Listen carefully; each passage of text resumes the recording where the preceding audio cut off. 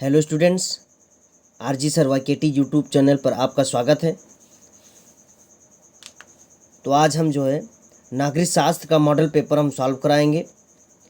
और ये जो मॉडल पेपर हम सॉल्व करा रहे हैं ये केवल राष्ट्रीय छात्र योग्यता आधारित परीक्षा के छात्रों के लिए ही नहीं है, अपितु विभिन्न कम्पिटेटिव जो अदर कम्पिटेटिव एग्ज़ाम्स हैं, जो तैयारी प्रिपरेशन कर रहे हैं कंपटीटर, उनके लिए भी है। जैसे पेट है, टेट है, यूपीपी है, बीएड एंट्रेंस है, अदर कम्पिटेटिव एग्ज़ाम जैसे टीजीटी है, पीजीटी है, उनके लिए भी ये बेहद उपयोगी है।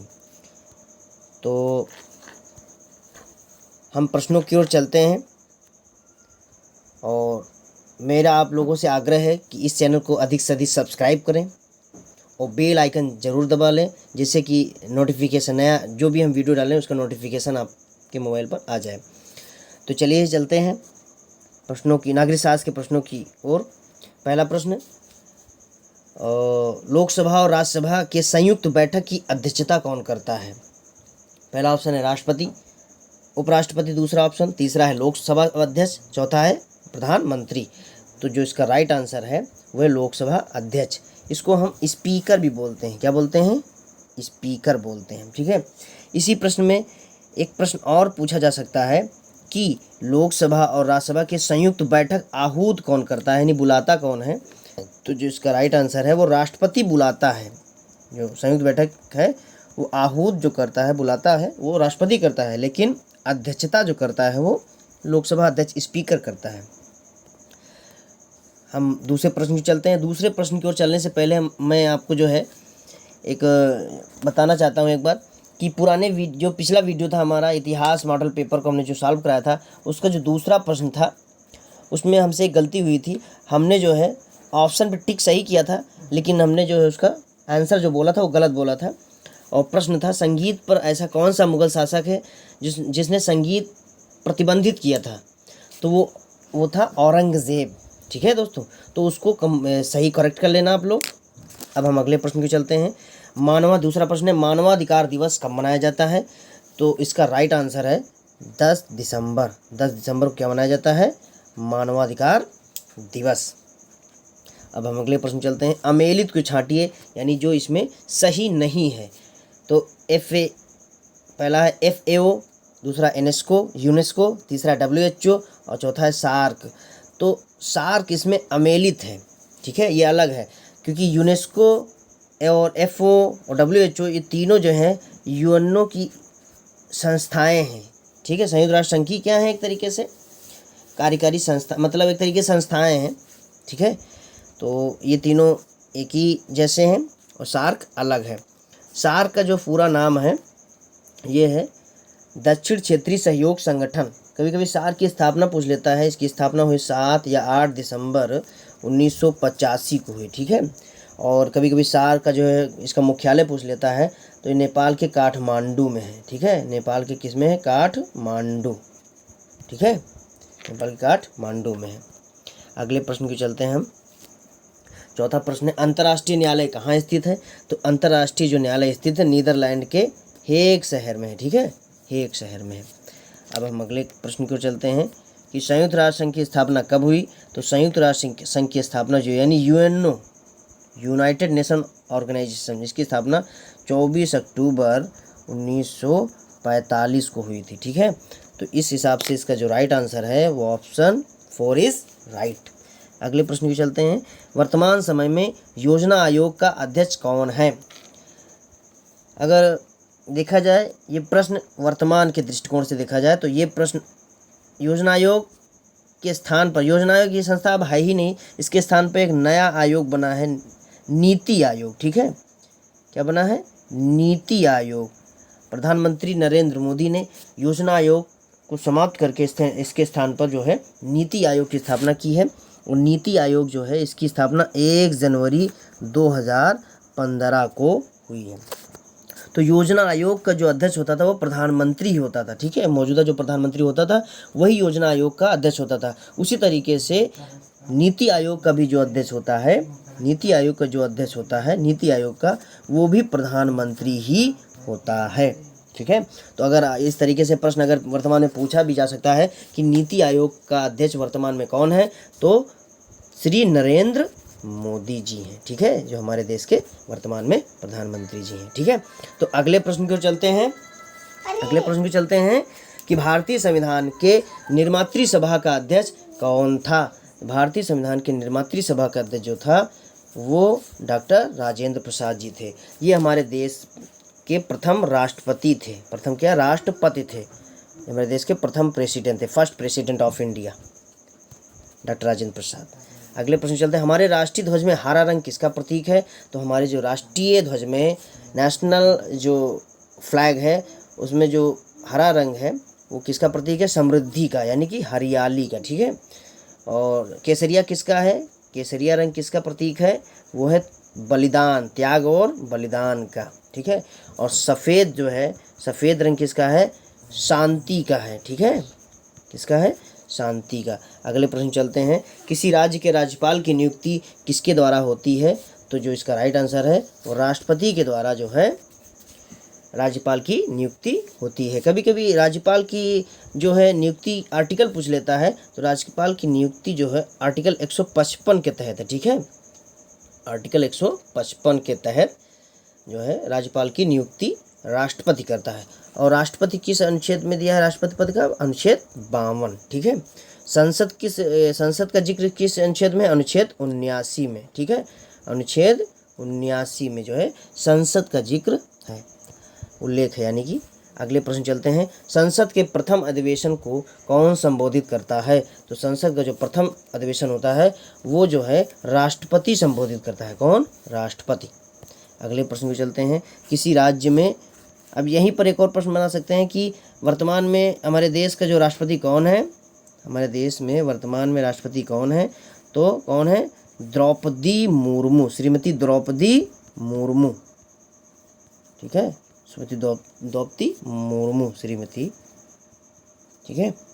और ये पहली दलित महिला हैं, ठीक है। सॉरी, पहली जनजातीय महिला हैं। कौन है? पहली जनजातीय महिला हैं, ठीक है। और दूसरी महिला राष्ट्रपति हैं। पहली महिला राष्ट्रपति भारत की कौन है? कौन है?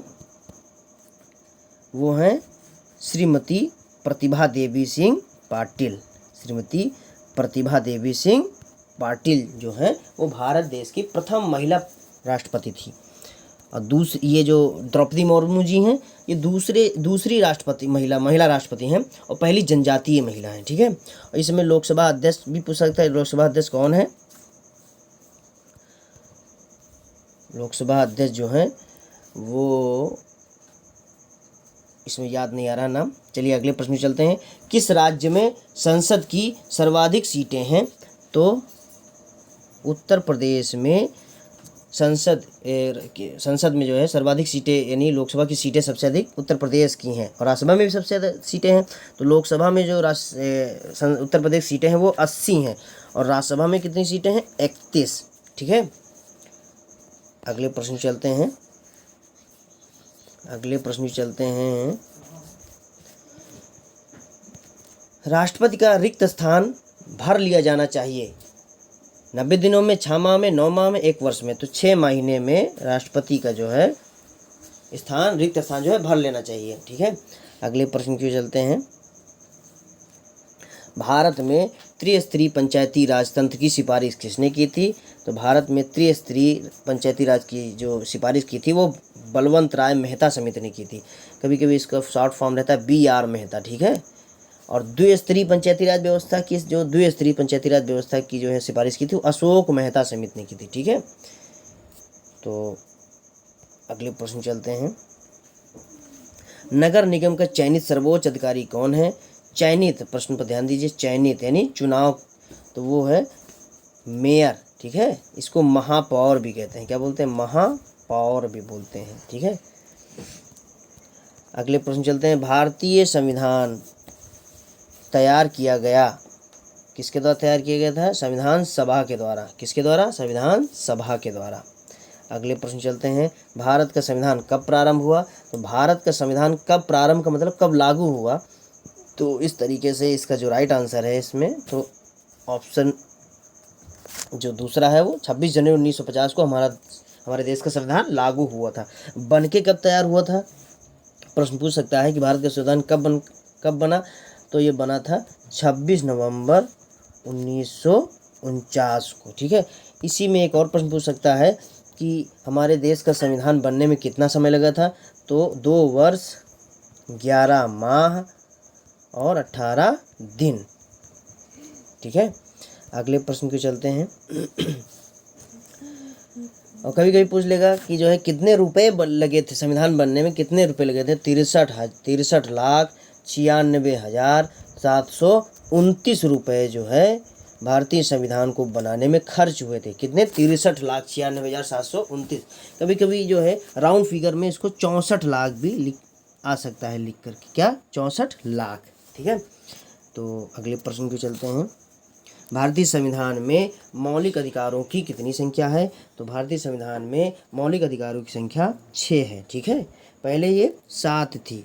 संपत्ति अधिकार को जो है समाप्त कर दिया गया है, ठीक है। 44वें संविधान संशोधन 1978 के तहत संपत्ति अधिकार को समाप्त करके इसे एक तरीके से 300A में रख दिया गया। आर्टिकल 300A में जो है वैधानिक अधिकार के रूप में रख दिया गया। लेकिन अभी रिसेंटली नहीं कह सकते हैं, 10 जुलाई 2008 में एक तरीके से सुप्रीम कोर्ट ने संपत्ति के अधिकार को वैधानिक से संवैधानिक दर्जा दे दिया गया, ठीक है। ये बेहद इंपॉर्टेंट प्रश्न है, कभी कोई पूछ सकता है कि संपत्ति का अधिकार कैसा अधिकार है? संवैधानिक अधिकार है, वैधानिक अधिकार है, मौलिक अधिकार है। तो अब विधिक अधिकार ये नहीं रहा, ये संवैधानिक अधिकार हो गया, ठीक है। संवैधानिक अधिकार हो गया है। तो बहुत इंपॉर्टेंट प्रश्न है ये। अगले प्रश्न को चलते हैं।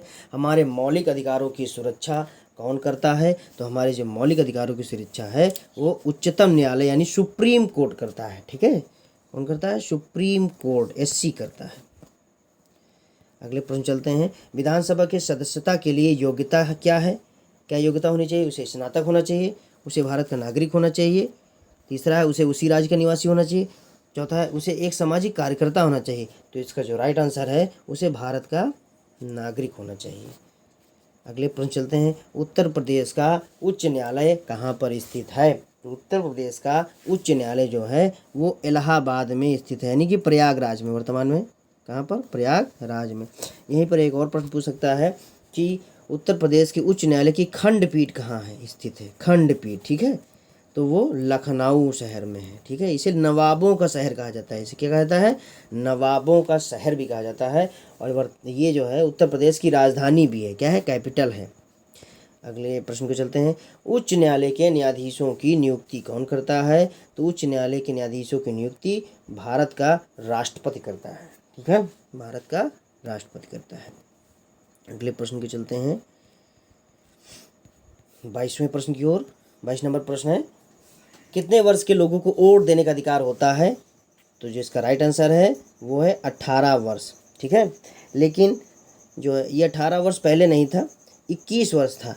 लेकिन जो हमारे देश के प्रधानमंत्री राजीव गांधी जी थे, उन्होंने जो है 61वें संविधान संशोधन, ठीक है, 1989 के तहत 21 वर्ष से घटा करके वोट देने की आयु 18 वर्ष कर दी गई, ठीक है। तो बेहद इंपॉर्टेंट प्रश्न है, कभी कभी पूछ सकता है कि किस संविधान संशोधन के तहत जो है वोट देने का अधिकार, जो वोट देने की आयु थी उसको 21 वर्ष से घटाकर 18 वर्ष की गई। तो 61वें संविधान संशोधन 1989 के तहत कौन प्रधानमंत्री, मतलब उस समय प्रधानमंत्री कौन था या किस प्रधानमंत्री ने किया? तो श्री राजीव गांधी जी ने।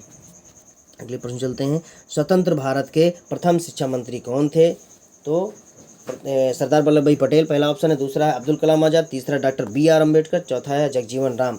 तो इसका जो राइट आंसर है अब्दुल कलाम आज़ाद। इनको हम मौलाना अबुल कलाम आज़ाद भी कहते हैं। क्या कहते हैं? मौलाना अबुल कलाम आज़ाद, ठीक है। ये हमारे देश के प्रथम शिक्षा मंत्री थे, एजुकेशन मिनिस्टर थे। अगले प्रश्न चलते हैं। वर्तमान में मौलिक अधिकारों की संख्या है, फंडामेंटल राइट्स की संख्या कितनी है? अभी ऊपर ये प्रश्न आ भी चुका है, रिपीटेड क्वेश्चन है। तो इसका जो राइट आंसर है वो ऑप्शन A यानी 6। कितने फंडामेंटल राइट्स हैं? 6। अगले प्रश्न की चलते हैं। राष्ट्रीय गीत वंदे मातरम की रचयिता कौन है? तो राष्ट्रीय गीत वंदे मातरम की रचयिता बंकिम चंद्र चटर्जी हैं, ठीक है। बंकिम चंद्र, कभी कभी बंकिम चंद्र की किताब भी पूछ लेता। आनंद मठ किसकी रचना है? आनंद मठ किसकी रचना है? बेहद इंपॉर्टेंट, बहुत ही फेमस बुक है इनकी। तो ये प्रश्न भी पूछ सकता है। और इसी में एक और प्रश्न हम बता दे रहे हैं आपको कि रविंद्रनाथ टैगोर के द्वारा जो है हमारे देश का राष्ट्रगान जनगण मन लिखा गया है। क्या लिखा गया है? जनगण मन। तो ये बेहद इंपॉर्टेंट प्रश्न है। और इसी में एक और प्रश्न हम बना ही दे रहे हैं कि वंदे मातरम कितने सेकंड में गाया जाता है, कितने समय में गाया जाता है? तो ये 65 सेकंड में। कितना? 65 सेकंड, यानी कि 1 मिनट 5 सेकंड में गाया जाता है। ठीक है, तो ये भी बेहद इंपॉर्टेंट प्रश्न है। और जो हमारे राष्ट्रगान है, राष्ट्रगान सभी लोग जानते हैं, ये जो है 52 सेकंड में गाया था। अधिकतम कितने सेकंड में? 52 सेकंड में। ठीक है, तो अब हम अगले प्रश्न में चलते हैं। कौन सी भाषा संविधान की 8वीं अनुसूची में नहीं है? उर्दू, नेपाली, कोंकणी, भोजपुरी। तो भोजपुरी जो भाषा है वो जो है 8वीं अनुसूची में इसका जो है उल्लेख नहीं है। तो अगले प्रश्न चलते हैं।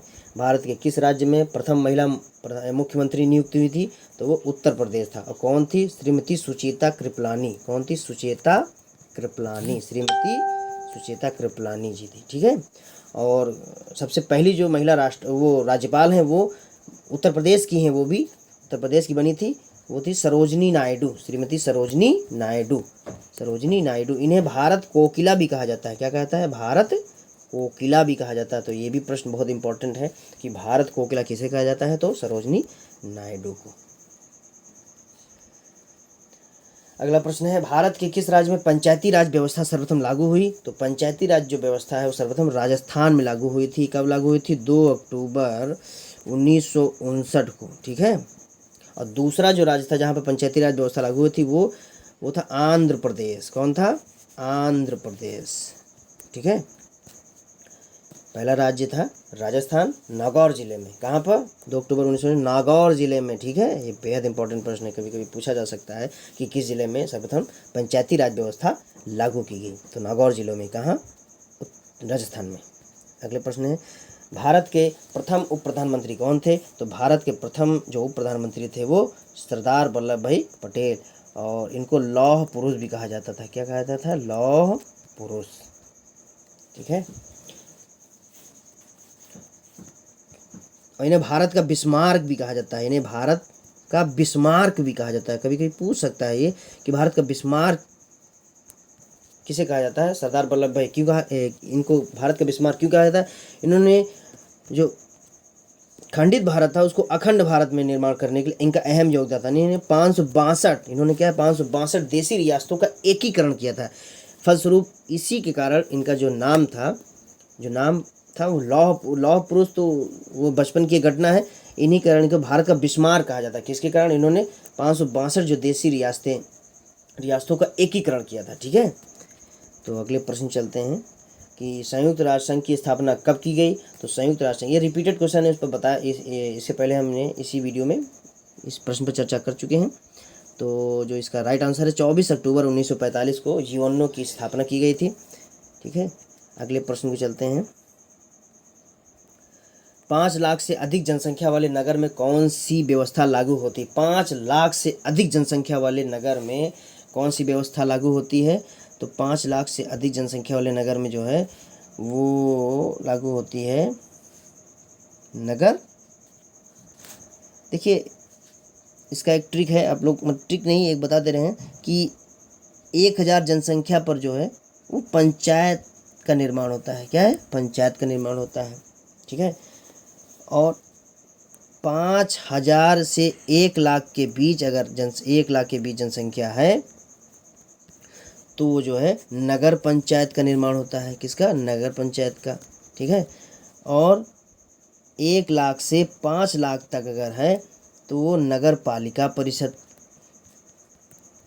का निर्माण किया जाता है। ठीक है, नगर पालिका परिषद। और 5 लाख से अगर अधिक है तो हम उसे नगर निगम में कन्वर्ट कर सकते हैं। इसमें नगर निगम। तो जो इसका राइट आंसर है वो नगर निगम है। कौन है? नगर निगम। अगले प्रश्न को चलते हैं। निम्नलिखित में से कौन जनता द्वारा निर्वाचित होता है? ग्राम पंचायत अधिकारी। ठीक है, ग्राम पंचायत अधिकारी। अगला प्रश्न है 32, ग्राम पंचायत अधिकारी। ग्राम विकास अधिकारी। तीसरा ऑप्शन है लेखपाल। चौथा है प्रधान। तो ग्राम प्रधान जो है जनता द्वारा निर्वाचित होता है। ठीक है, इसका जो राइट आंसर है ऑप्शन 4 इज राइट, ग्राम प्रधान। अगले प्रश्न चलते हैं कि इनमें से एक ग्रामीण न्यायालय है, तो ग्रामीण न्यायालय इसमें कौन है, वो है न्याय पंचायत। ठीक है, कौन है ग्रामीण न्यायालय, न्याय पंचायत। कौन सा संघीय प्रदेश है, यानी संघीय का मतलब केंद्र शासित प्रदेश, तो वो कौन सा है, दिल्ली। ठीक है, दिल्ली एक केंद्र शासित प्रदेश है। केंद्र संघीय प्रदेशों की संख्या वर्तमान में कितनी है, तो 8 है। ठीक है, कितनी है, 8 है। और राज्यों की संख्या कितनी है, 28। अगले प्रश्न, भारतीय संसद बनती है। अगले प्रश्न क्यों चलते हैं, 35 नंबर प्रश्न है, भारतीय संसद बनती है, किसके द्वारा बनती है, तो लोकसभा, राज्यसभा और राष्ट्रपति तीनों मिल करके संसद का निर्माण करते हैं। किसका, संसद का, किस आर्टिकल में है, अनुच्छेद 79। ठीक है, लोकसभा किस आर्टिकल में है, लोकसभा जो है वो 81 आर्टिकल में है, अनुच्छेद 81 में, और राज्यसभा अनुच्छेद 80 में है, राष्ट्रपति अनुच्छेद 52 में है। ठीक है, तो यहाँ पर हम देखो एक साथ 4 से 5 क्वेश्चन आपको जो है बता दे रहे हैं। ये कहने को होता है 70 से 75 क्वेश्चंस, लेकिन 200-250 क्वेश्चंस इसमें इंक्लूड रहते हैं। बेहद इम्पॉर्टेंट वीडियो है सभी कम्पिटिटिव एग्ज़ाम्स की जो प्रिपरेशन करते हैं उन स्टूडेंट्स के लिए, उन कम्पिटिटर्स के लिए। तो हम अगले प्रश्न में चलते हैं। भारत का सर्वोच्च न्यायालय स्थित है, तो भारत का जो सर्वोच्च न्यायालय स्थित है नई दिल्ली में। ठीक है, कहाँ पर, नई दिल्ली में। और इसमें प्रश्न पूछ सकता है कि वर्तमान में जो है सर्वोच्च न्यायालय में न्यायाधीशों की संख्या कुल कितनी है, तो वो है 33+1। कितनी है, 33+1, 33 अन्य न्यायाधीश और एक मुख्य न्यायाधीश, चीफ जस्टिस। ठीक है, तो अगले प्रश्न में चलते हैं।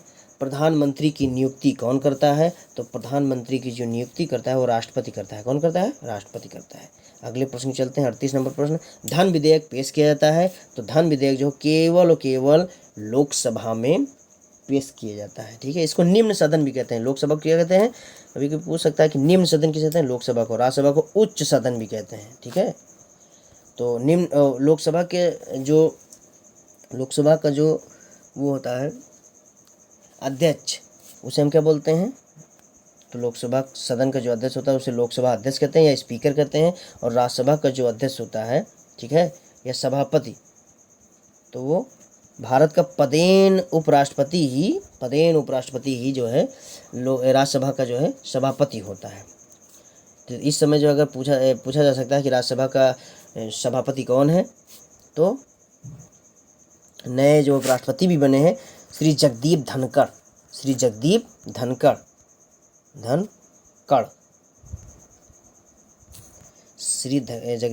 जी है हमारे भारत देश के जो है इसमें वर्तमान में और उपराष्ट्रपति बनाए गए हैं। इससे पहले वेंकैया नायडू जी थे। ठीक है, वेंकैया नायडू जी थे। तो अगले प्रश्न चलते हैं कि संविधान सभा की प्रारूप समिति के अध्यक्ष कौन थे, तो संविधान सभा के प्रारूप समिति के जो अध्यक्ष थे वो doctor BR Ambedkar, doctor Bhimrao Ambedkar. इन्हें आधुनिक मनु भी कहते हैं। ठीक है, इन्हें आधुनिक मनु भी कहते हैं। ठीक है, इन्होंने हमारे भारत देश के संविधान का निर्माण किया था। क्या किया था, निर्माण किया था।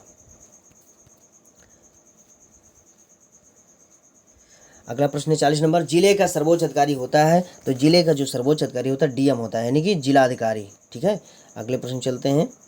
संसद के संयुक्त बैठक की अध्यक्षता कौन करता है, ये रिपीटेड क्वेश्चन है। संसद की संयुक्त बैठक की अध्यक्षता लोकसभा अध्यक्ष करता है। अगले प्रश्न चलते हैं। भारतवर्ष में सुप्रीम कोर्ट का जज किस उम्र तक सेवा में रह सकता है, तो वो 65 वर्ष तक। कितने वर्ष तक, 65 वर्ष तक। ठीक है, अगले प्रश्न चलते हैं।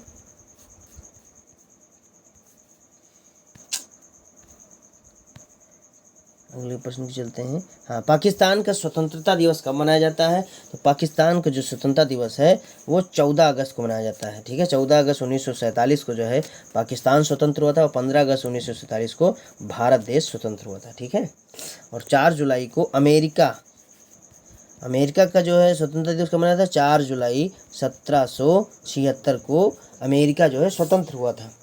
ठीक है, तो इसलिए 4 जुलाई को जो है अमेरिका का स्वतंत्रता दिवस मनाया जाता है।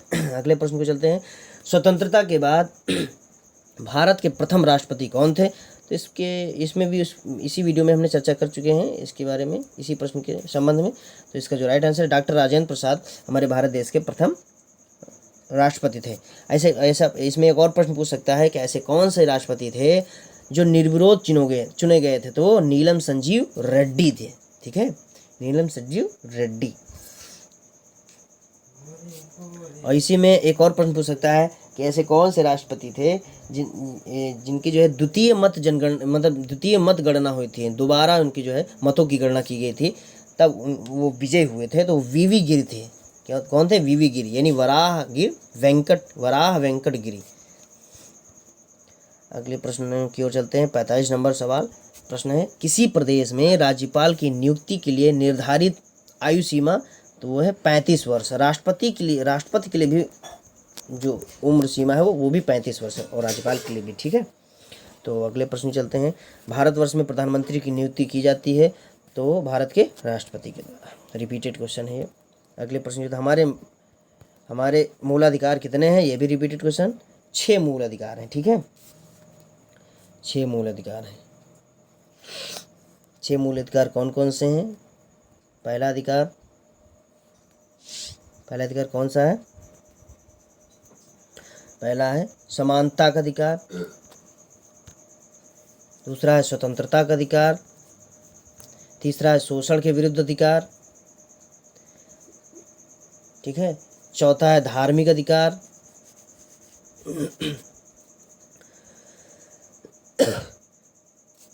और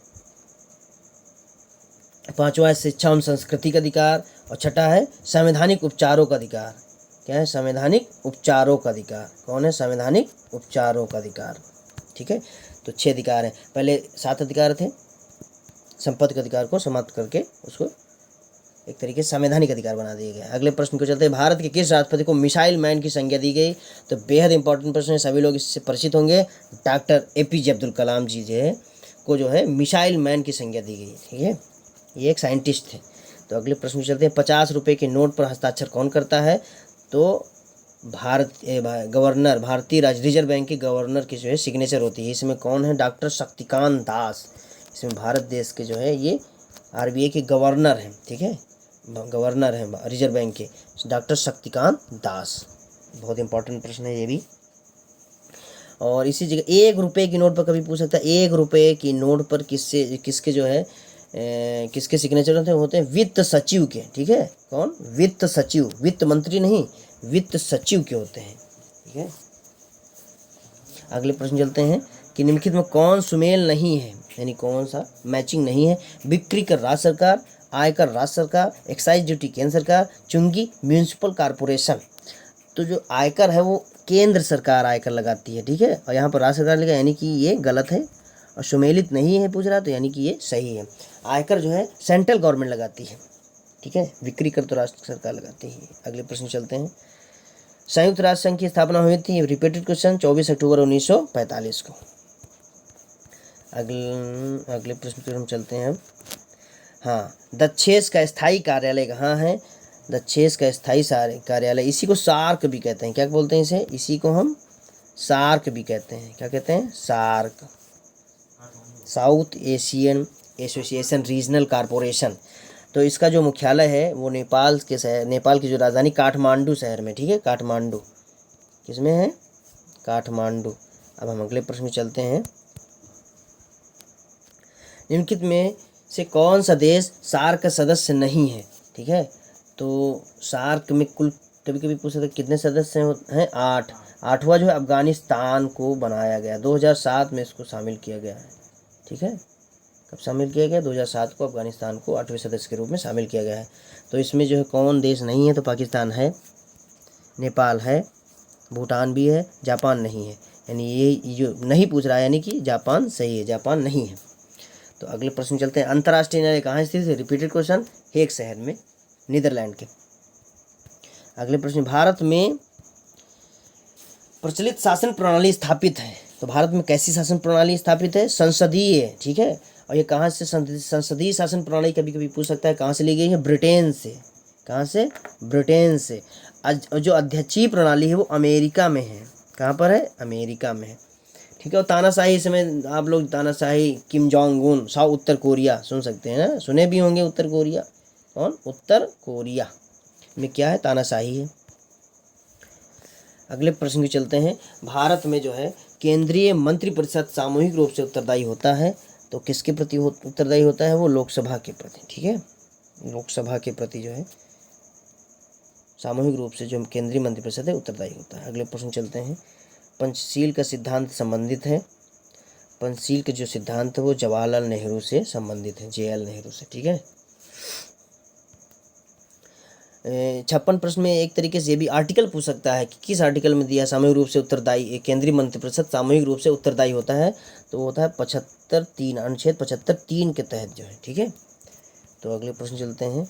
58 नंबर, राज्य के नीति निर्देशक सिद्धांत किस देश से ग्रहण किए गए हैं? तो नीति निर्देशक जो सिद्धांत है वो आयरलैंड से लिए गए हैं। कहाँ से? आयरलैंड से। ठीक है। और पूछ सकता है कि मौलिक कर्तव्य कहाँ से लिए गए हैं? यहीं पे बता दे रहे हैं, मौलिक कर्तव्य जो है वो रसिया से लिए गए हैं। ठीक है, रूस से लिए गए हैं। ठीक। और समवर्ती सूची कहाँ से ली गई? कभी कभी ये पूछ सकता है, समवर्ती सूची कहाँ से ली गई है? तो वो जो ऑस्ट्रेलिया से ली गई है। कहाँ से? ऑस्ट्रेलिया से ली गई है। ठीक है।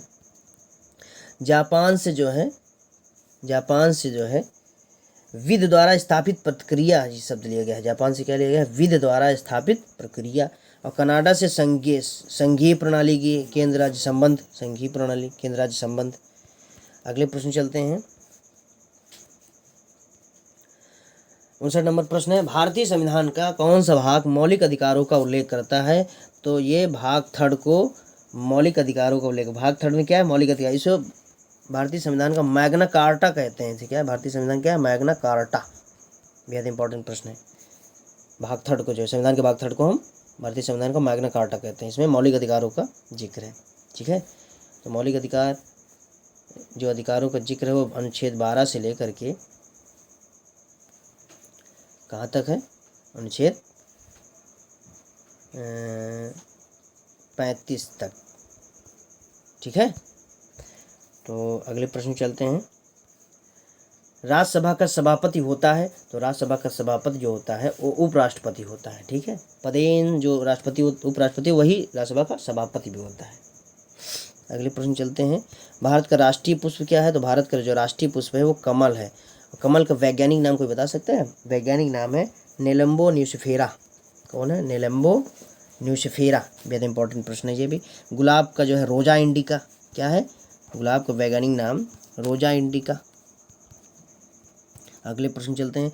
भारतीय संसद के घटक हैं, रिपीटेड क्वेश्चन, राष्ट्रपति, राज्यसभा और लोकसभा, ये घटक हैं। इन्हीं तीनों से मिल करके संसद का निर्माण होता है। अगले प्रश्न चलते हैं। 63 नंबर प्रश्न, भारत में संघ सूची में कौन सा विषय सम्मिलित नहीं है? तो इसमें देख करके पहला ऑप्शन देख सकते हैं, शिक्षा समवर्ती सूची का विषय है। शिक्षा किस सूची का विषय है? समवर्ती सूची का विषय है। और रेलवे ये संघ सूची का विषय है। रेलवे किसका है? संघ सूची का है। बैंक भी संघ सूची का है। सुरक्षा भी संघ सूची का विषय है। और शिक्षा समवर्ती सूची का विषय है। तो ये अलग है, यही सम्मिलित नहीं है संघ सूची में। तो इसका ये पहला ऑप्शन सही है। अगले प्रश्न चलते हैं। सुरक्षा परिषद के अस्थायी सदस्यों की संख्या कितनी है? तो अस्थायी सदस्यों की संख्या 10 है। स्थायी सदस्यों की संख्या कितनी है? 5। अगले प्रश्न चलते हैं। शिक्षा के अधिकार को मौलिक अधिकार में जोड़ा गया, कब जोड़ा गया था? 86वें संविधान संशोधन 2002 के तहत शिक्षा को मौलिक अधिकार में जोड़ा गया, वर्ष 2002 में। ठीक है। अगले प्रश्न चलते हैं। भारतीय संविधान सभा की प्रारूप समिति के अध्यक्ष कौन थे? ये भी रिपीटेड क्वेश्चन। प्रारूप समिति के जो अध्यक्ष थे doctor BR Ambedkar, doctor Bhimrao Ambedkar ji थे। अगले प्रश्न चलते हैं। निम्नलिखित में से कौन सा विषय संघ सूची में सम्मिलित है? तो संघ सूची में रक्षा, कौन? रक्षा।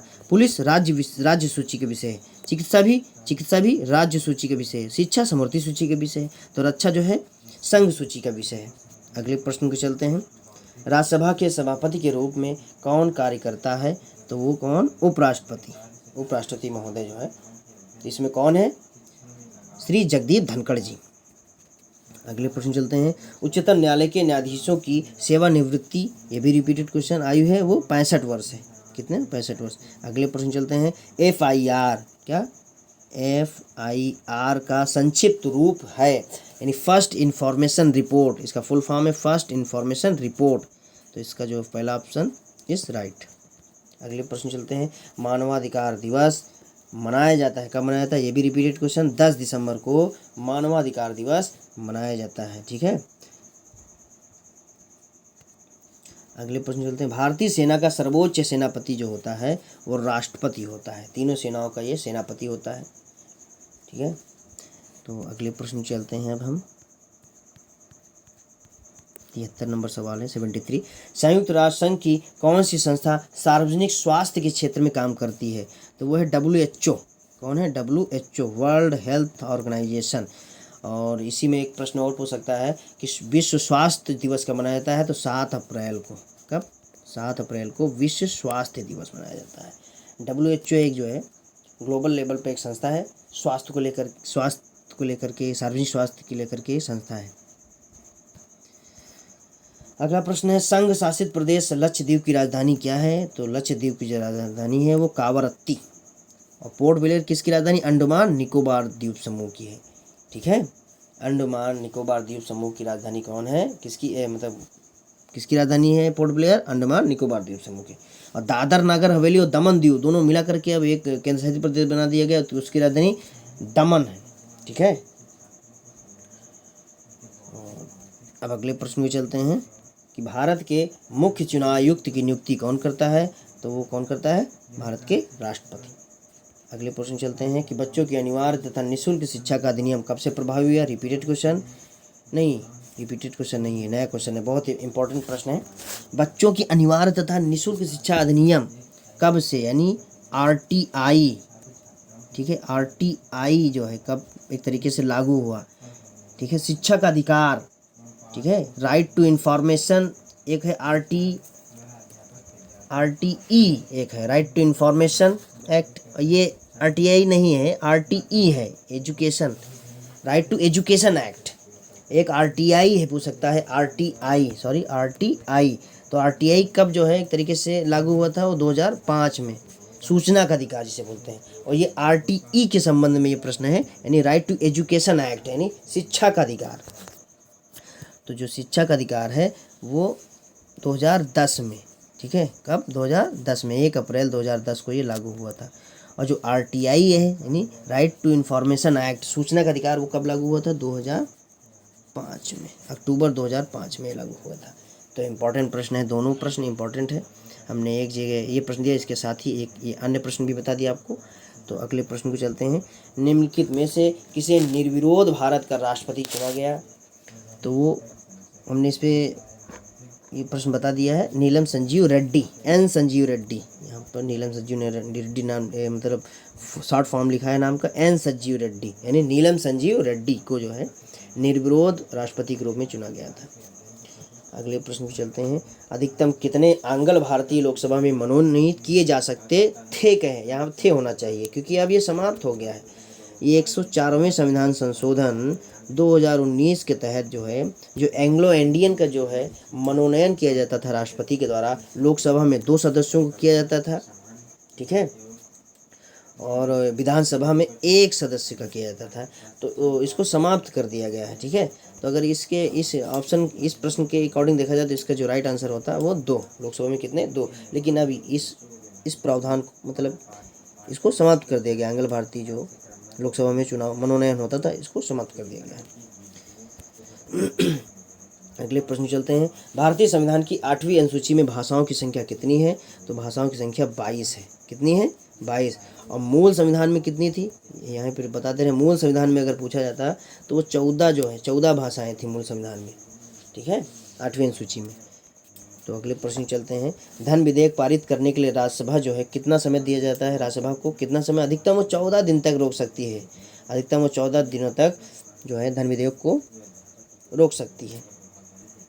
अगले प्रश्न चलते हैं। भारत में उदार औद्योगिक नीति जिस वर्ष अपनाई गई थी, किस वर्ष? 1991। LPG पॉलिसी, ठीक है, LPG पॉलिसी इसे बोलते हैं। लिबरल करके है, इसका पूरा नाम याद नहीं आ रहा है। अगले प्रश्न की चलते हैं। भारत के नवनिर्वाचित उपराष्ट्रपति हैं। उपराष्ट्रपति तो उसमें चारों ऑप्शन गलत है एक तरीके देखा जाए तो। नवनिर्वाचित जो उपराष्ट्रपति इस समय है श्री जगदीप धनखड़, श्री जगदीप धनखड़, ठीक है, श्री जगदीप धनखड़ जी हैं। अगले प्रश्न चलते हैं। कोई विधेयक धन विधेयक है या नहीं, इसका निर्णय कौन करेगा? तो इसका निर्णय स्पीकर करता है, लोकसभा अध्यक्ष, ठीक है। और किस अनुच्छेद में करता है? इसका निर्णय कौन करता है? धन विधेयक का किस अनुच्छेद में जिक्र है? अनुच्छेद 110, ठीक है, 110।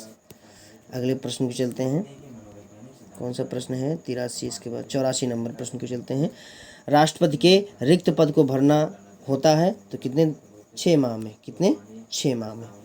अगले प्रश्न चलते हैं। भारतीय संविधान में कितनी अनुसूचियां हैं? तो इस समय वर्तमान में 12 अनुसूचियां। मौलिक संविधान में, मूल संविधान में जो है कितनी अनुसूचियां थी? 8। कितनी? 8। वर्तमान में 12 अनुसूचियां हैं। अगले प्रश्न चलते हैं। प्रथम पंचवर्षीय योजना किस वर्ष आरंभ हुई? तो प्रथम पंचवर्षीय योजना 1951 में, ठीक है। अगले प्रश्न चलते हैं। संविधान की कुंजी किसे कहा गया? तो संविधान की कुंजी जो है प्रस्तावना को कहा गया है, ठीक है, प्रीएम्बल को। अगले प्रश्न चलते हैं। 8वीं अनुसूची संबंधित है तो ये भाषा से संबंधित है। किससे? भाषा से जो है। अगला प्रश्न है। प्रथम लोकसभा अध्यक्ष कौन है? तो जीवी मावलांकर, गणेश वासुदेव मावलांकर, श्री गणेश वासुदेव मावलांकर ये प्रथम लोकसभा अध्यक्ष थे।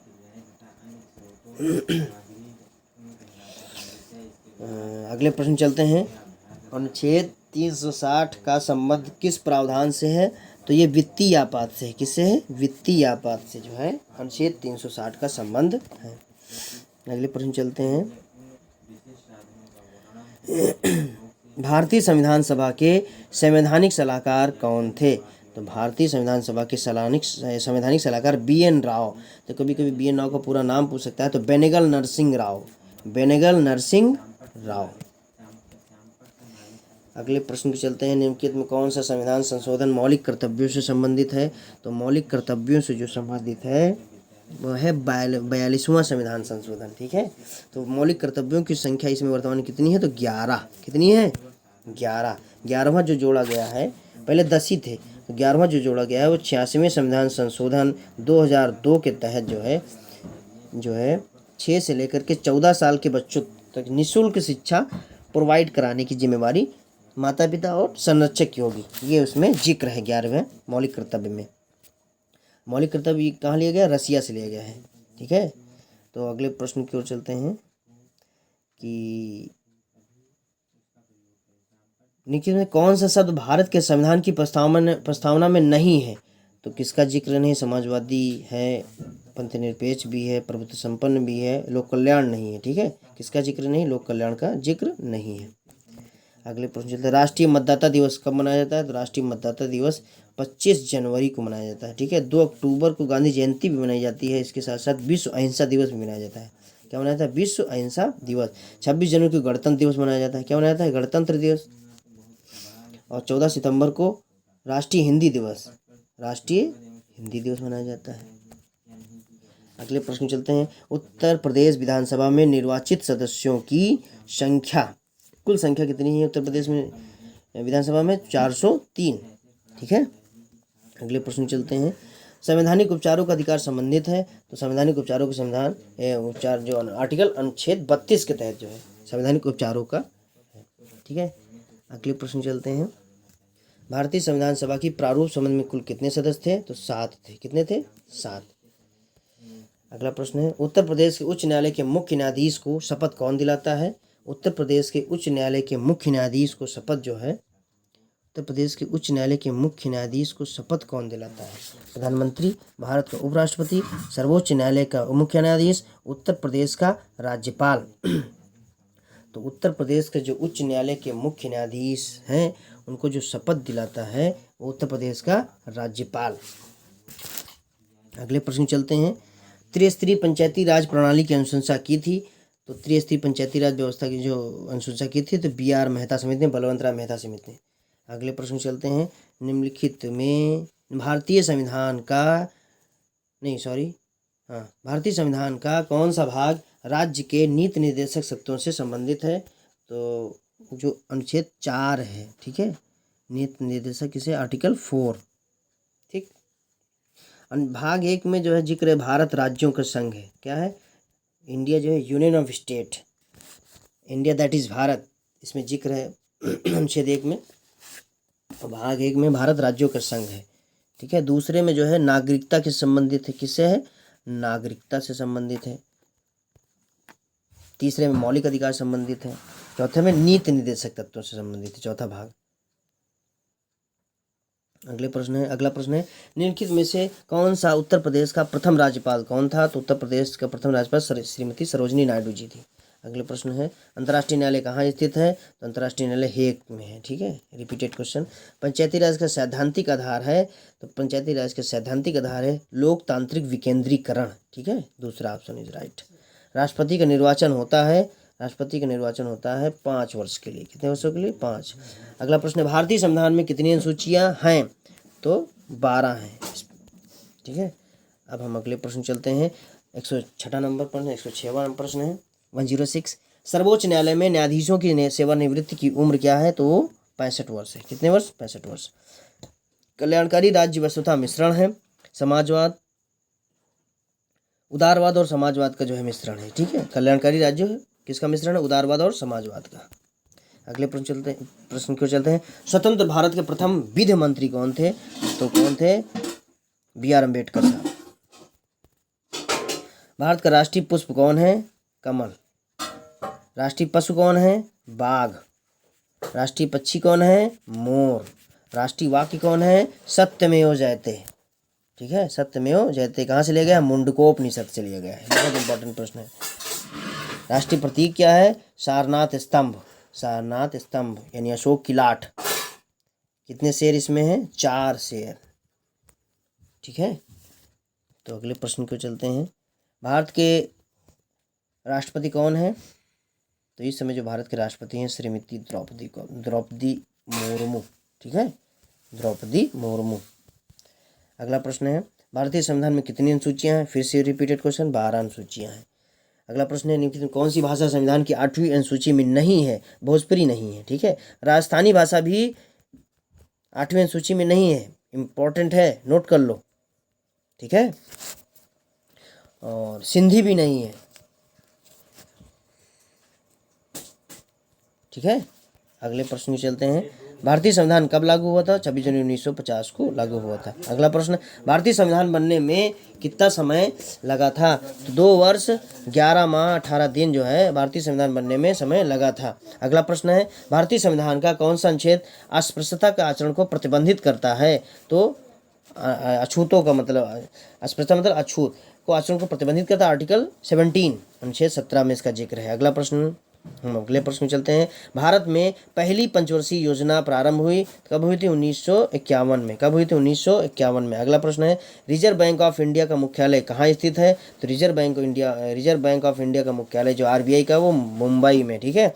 वो RBI की कभी भी पूछ सकता है स्थापना कब हुई थी? तो 1 अप्रैल 1935 को, ठीक है।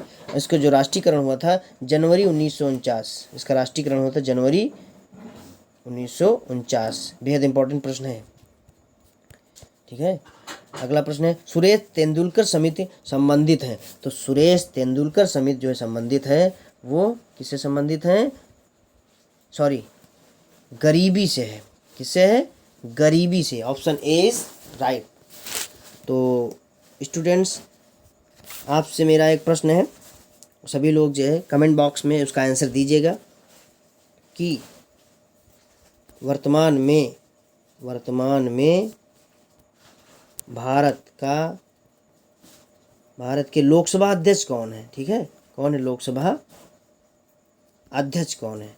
ठीक है, इसमें वर्तमान में लोकसभा अध्यक्ष कौन है?